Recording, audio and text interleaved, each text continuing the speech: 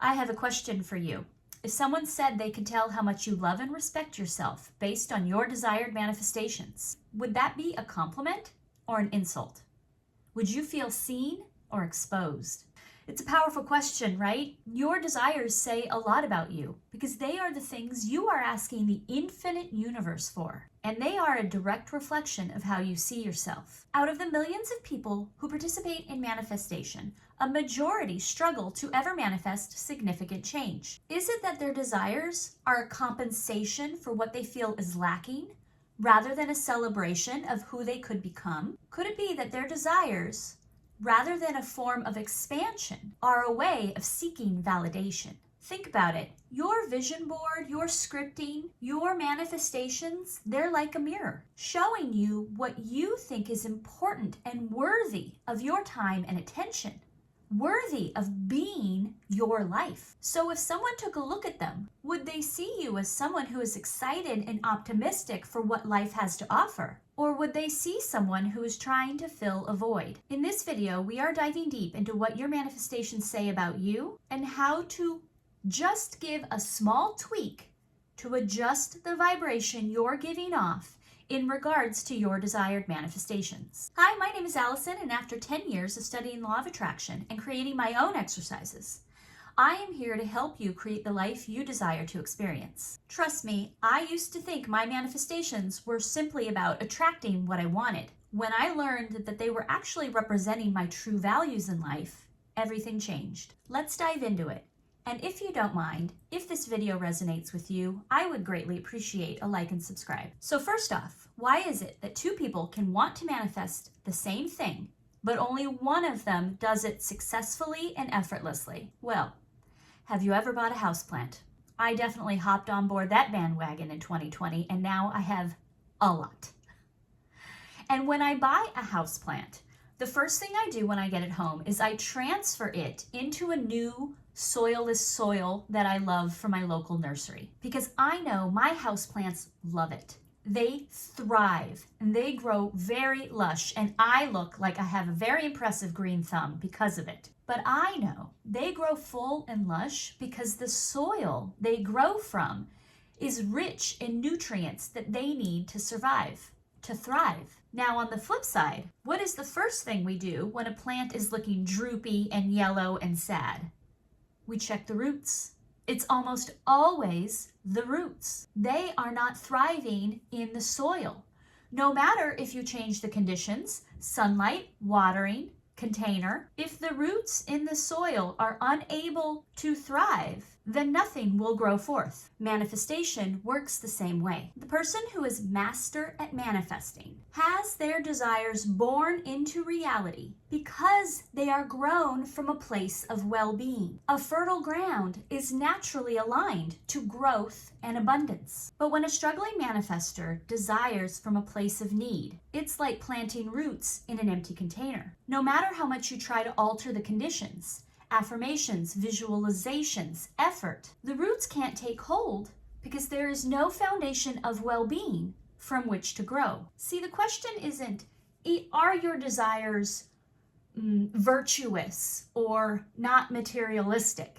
That doesn't matter. The real question is, do you see your desires as an extension of who you are being, or do you see it as something outside of you that will finally make you feel fulfilled? I know your intent in learning about manifestation is to benefit, is to thrive, is to create a life that you choose, to experience life on your terms, rather than living life under somebody else's control, under society's perspective.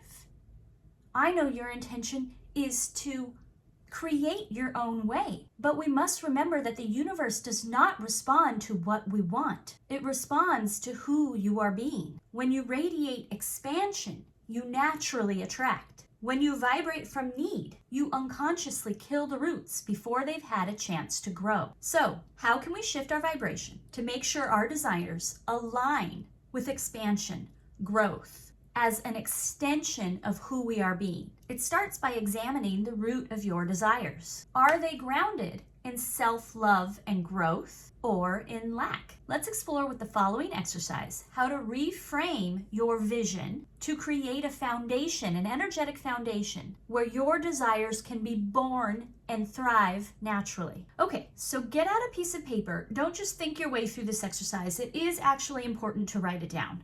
And I want you to write the following statement. I want to manifest this because. So press pause and give it some thought on why you currently want your desire. Not why you think you should want it, but why you actually want it. Okay, now step 2, we're going to write it again, but in a different format. I want to manifest this because it expresses my, and it increases my natural. So for example, I want to manifest a new car because it expresses my desire to be comfortable, stylish, fast, and it increases my natural sense of importance to have a fancy car. Like I said, our desires do not need to pass some virtue test. Now, the second part to this new statement is to write as follows.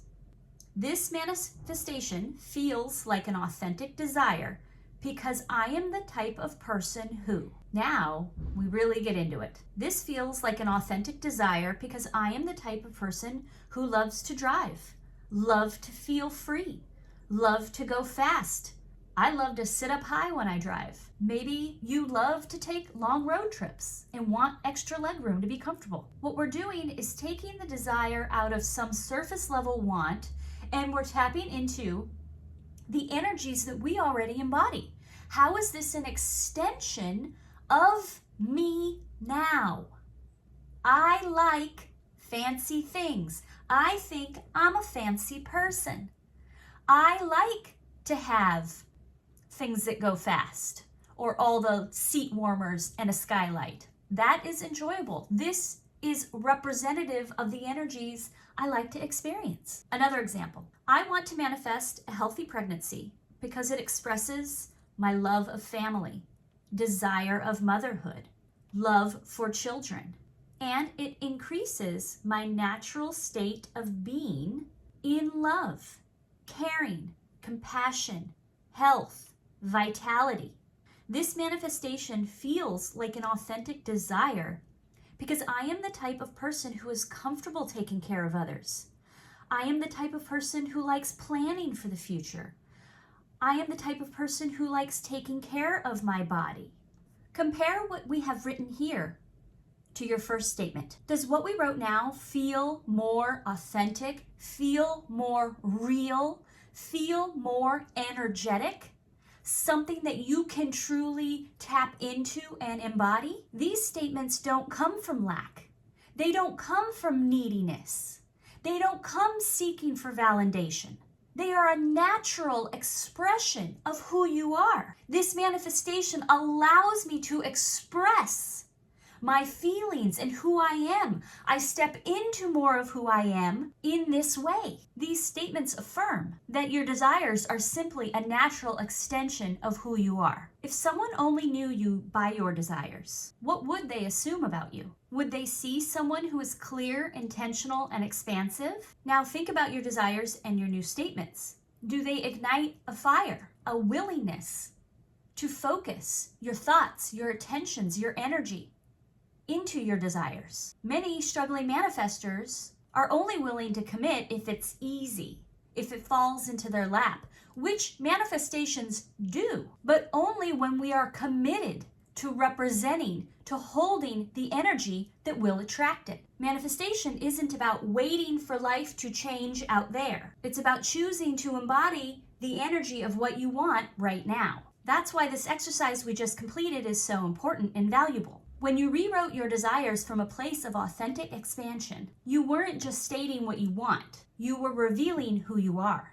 The key to mastering manifestation isn't just wanting. It's embodying the truth that it's already yours. If you were to receive it after creating this foundation of wellness, this foundation of energy that matches it, how would you feel? In the words of Eckhart Tolle, when you finally obtain it, you will feel no different. This isn't to say that your manifestation won't bring you joy and be exciting, but that the feeling you seek is not dependent on the manifestation being present. It is always within you. When you know something is yours, you don't grasp for it, you relax into it. You let go of trying because there's nothing to chase. And so if someone were to think that they know you based on your vision board, they wouldn't see someone who is seeking validation or compensation. They would simply see someone with high aspirations. And they would probably just respond with, "Oh yeah, how you think you're gonna do that?"